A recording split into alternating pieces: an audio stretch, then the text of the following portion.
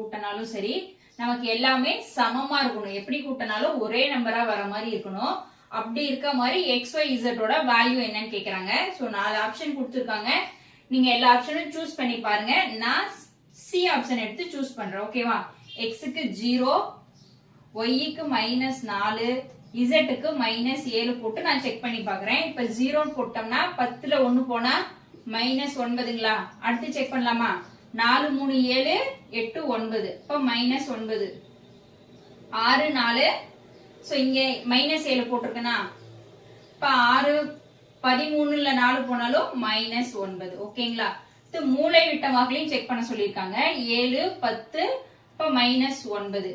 அடுத்து இப்படி கூட்டினாலும் 7 2 0 தான். அப்ப -9. சோ எல்லாமே கூட்டினீங்கனாலும் உங்களுக்கு -9 தான் வரும். எப்படி கூட்டினாலும் மூலை விட்டம் கூட்டினாலும் -9 தான் வருது. அப்ப ஆன்சர்